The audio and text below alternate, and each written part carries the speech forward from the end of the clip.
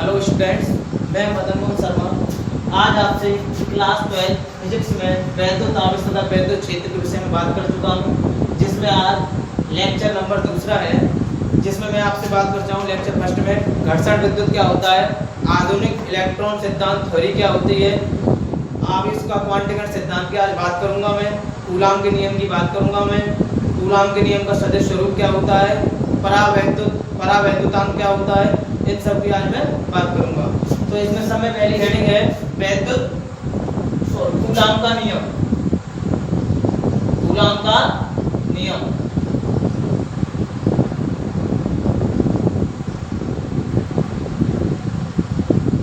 Coulombs law. Coulomb का नियम कहते किसे हैं? दो स्थिर बिंदु आवेशों के मध्य लगने वाला आकर्षण अथवा प्रतिकर्षण बल इन दोनों आवेशों की मात्राओं के गुणनफल के अनुक्रमानुपाती तथा उनकी बीच की दूरी के वर्ग के व्युत्क्रमानुपाती होता है। F directly proportional Q1 Q2, F inversely proportional 1/r²। कहने का तात्पर्य ये है, दो स्थिर बिंदु आवेशों के मध्य लगने वाला आकर्षण अथवा प्रतिकर्षण बल दोनों आवेशों की मात्राओं के गुणनफल के अनुक्रमानुपाती तथा उनकी बीच की दूरी के वर्ग के व्युत्क्रमानुपाती होता है। कहने का अगर हम इन दोनों आवेशों का जो मल्टीपल है वो बढ़ेगा तो बल भी बढ़ेगा, अगर बल बढ़ेगा इन दोनों आवेशों का मल्टीपल भी बढ़ेगा। अगर हमारी रेडियस त्रिज्या बढ़ रही है तो बल घटेगा, अगर बल बढ़ रहा है तो त्रिज्या घटेगी।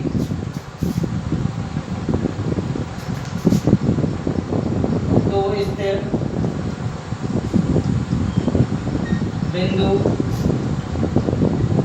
आवेशों के मध्य लगने वाला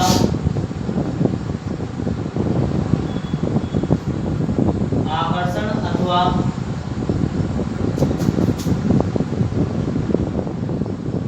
प्रतिकर्षण बल दोनों आवेशों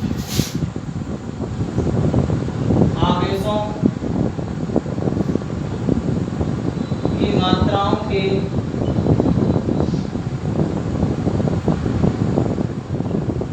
गुणनफल के अनुक्रमानुपाती तथा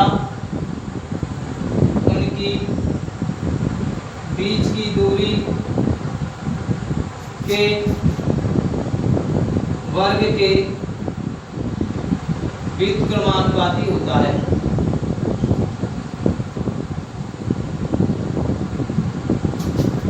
दो स्थिर बिंदु आवेशों के मध्य लगने वाला आकर्षण अथवा प्रतिकर्षण बल दोनों आवेशों की मात्राओं के गुणनफल के अनुक्रमानुपाती तथा उनकी बीच की दूरी के वर्ग के व्युत्क्रमानुपाती होता है। इसी को कहते हैं कूलाम का नियम। समीकरण फर्स्ट और सेकंड से, समीकरण फर्स्ट और सेकंड से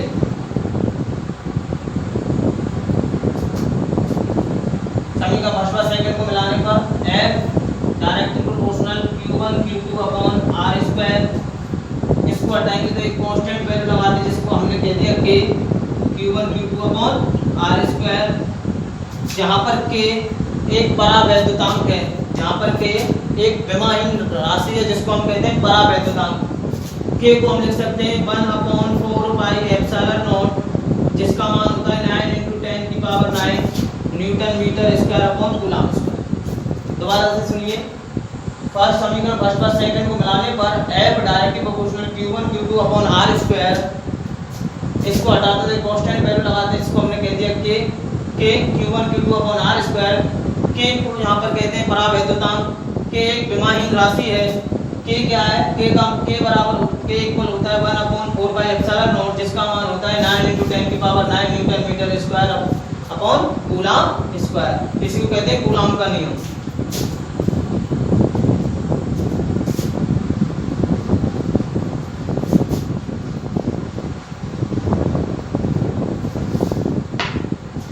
के जहाँ पर ये 1/4πε0 आया था, जिसका मान 10 की पावर 9, जहां पर एप्सिलॉन नॉट को हम कहते हैं निर्वात की वैद्युतशीलता। निर्वात की वैद्युतशीलता। निर्वात क्या होता है? निर्वात हम कहते हैं जहां पर वायु का प्रवाह संभव ना हो, इसको इंग्लिश में कहते हैं वैक्यूम। जहां पर वायु का प्रवाह संभव ना हो उसको कहते हैं निर्वात। कहने का मतलब है आप एक जलती हुई मोमबत्ती लेना, अगर आप उसको ग्लास से ढक देंगे तो वो क्या हो जाएगी? निर्वात। निर्वात कहते कैसे? जहां पर वायु का प्रवाह संभव ना हो उसे कहते हैं निर्वात। हमें एप्सिलॉन नॉट का मान निकालना, तो एप्सिलॉन नॉट को यहीं रहने दिया। एप्सिलॉन नॉट बराबर 1/4 पाई का मान 3.14 × 9 × 10 की पावर 9। जब इसको सोल्व करेंगे तो ये मान आता है 8.85 × 10 की power -12 coulomb square upon newton metre square. ये एप्सिलॉन नॉट का मान होता है। एप्सिलॉन नॉट इक्वल होता है 8.85 × 10 की power -12 coulomb square upon newton metre square. इसको कहते हैं एप्सिलॉन नॉट, निर्वात की वैद्युतशीलता। अभी मैंने आपसे बात की थी कि क्या के को यहां पर कहते हैं परावैद्युतांक। परावैद्युत माध्यम की वैद्युतशीलता तथा निर्वात की वैद्युतशीलता के अनुपात को परावैद्युतांक कहते हैं। के पर क्या होता है?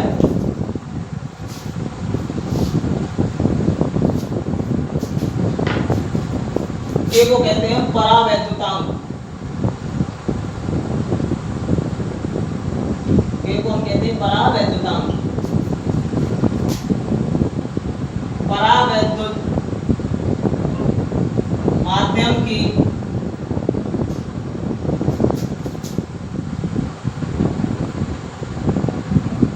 वैद्युतशीलता तथा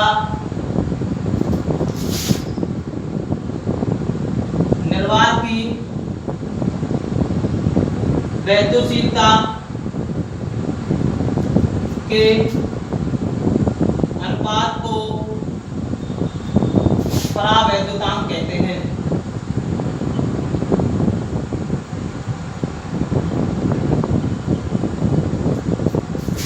परावैद्युतांक जिसको हम कैसे डिनोट करते हैं? परावैद्युत माध्यम की वैद्युतशीलता जिसको हम डिनोट करते हैं एप्सिलॉन से, और निर्वात की वैद्युतशीलता जिसको हम डिनोट करते हैं एप्सिलॉन नॉट से। एक विमाहीन राशि कैसे है? क्योंकि एप्सिलॉन नॉट की विमा भी coulomb square upon newton metre square, इसकी विमा भी coulomb square newton metre square. इससे ये वैल्यू कैंसिल, तो k बराबर एप्सिलॉन अपॉन एप्सिलॉन नॉट। इसे कहते हैं परावैद्युतांक।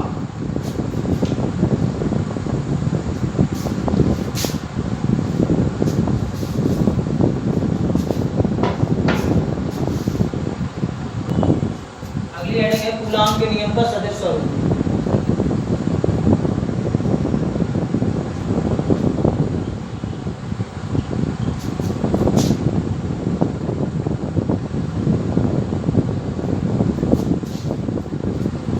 कूलम के नियम का सदिश स्वरूप क्या कहता है? दो आवेश हैं, एक Q1 और एक Q2। Q1 ने जब Q2 को धक्का दिया तो इस पर फोर्स लगा F वेक्टर 21 का। जब Q2 ने Q1 को धक्का दिया तो इस पर फोर्स लगा F वेक्टर 12 का। F वेक्टर 12 का इनके बीच की जो रेडियस है त्रिज्या r है, जहां पर Q1 पर r कैप 12 और Q2 पर r कैप 21। कहने का मतलब है Q1 ने जब Q2 को धक्का दिया, जो बल लगाया तो F वेक्टर 21 का बल लगा, और Q2 ने जब Q1 पर बल लगाया तो F वेक्टर 12 का लगा। जहां पर इनके बीच की त्रिज्या है r, कह सकते हैं Q1 के कारण Q2 पर लगने वाला बल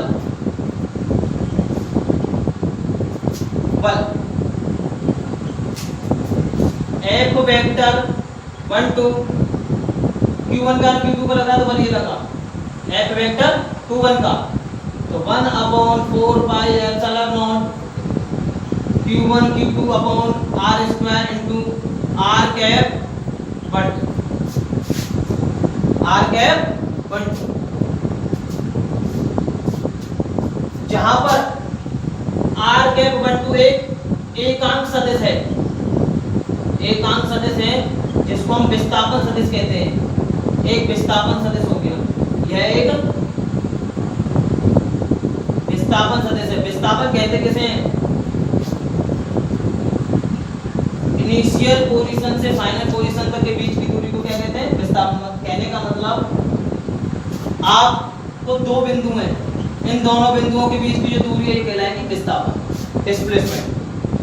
अगर फिजिक्स हमसे ये कहती है अगर कोई व्यक्ति एक स्थान से दूसरे स्थान तक चल के गया तो दूरी और विस्थापन तो ये समान हो जाएगा। अगर दोबारा उसी डिस्टेंस पर आया तो दूरी तो बढ़ जाएगी पर विस्थापन क्या हो जाएगा? जीरो। विस्थापन क्या हो जाएगा? जीरो। तो r कैप 1 2 इक्वल होगा r vector 2 1 upon r, f vector 2 1 क्योंकि q1 के कारण q2 पर एक फोर्स लगा है तो r कैप 2 1 बराबर r। तो r कैप का मान समीकरण नंबर फर्स्ट में रखने पर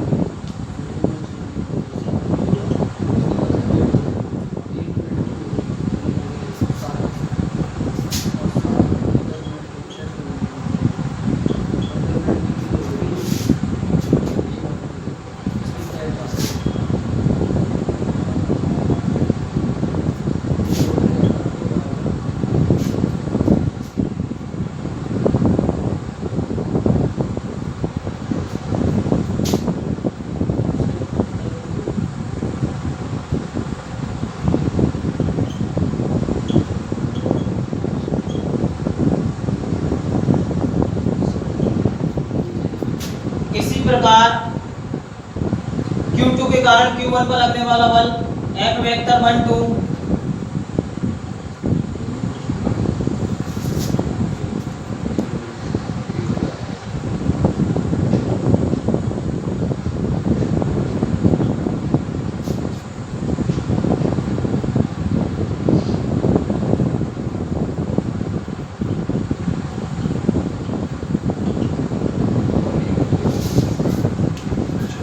Q1 के कारण Q2 पर लगने वाला बल F vector 2 1 1 upon 4 pi epsilon को Q1 ने Q2 को धक्का दे बल लगा F21 का।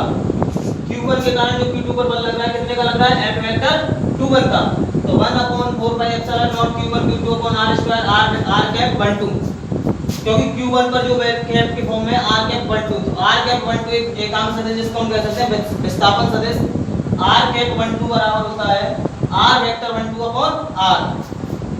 तो r कैप 1 2 का मान समीकरण नंबर फर्स्ट में रख दिया तो r vector 1 2 upon r square into r तो r क्यूब ये आगे वेक्टर फॉर्म में। इसी प्रकार Q2 के कारण Q1 पर जो बल लगाएंगे तो F वेक्टर 1 2 का लगा F vector 1 2 1 upon 4 pi epsilon not Q1 Q2 upon r square r cap 2 1 r cap 2 1 क्या है?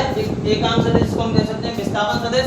तो r कैप 2 1 बराबर r vector 2 1 upon r cap 2 1 का मान समीकरण नंबर 2 में रख दिया r कैप 2 1 की जगह पर। तो r कैप 2 1 की जगह रखेंगे तो ये वेक्टर फॉर्म में r वेक्टर 2 1 अपॉन r की यही है कूलॉम के नियम का सदिश।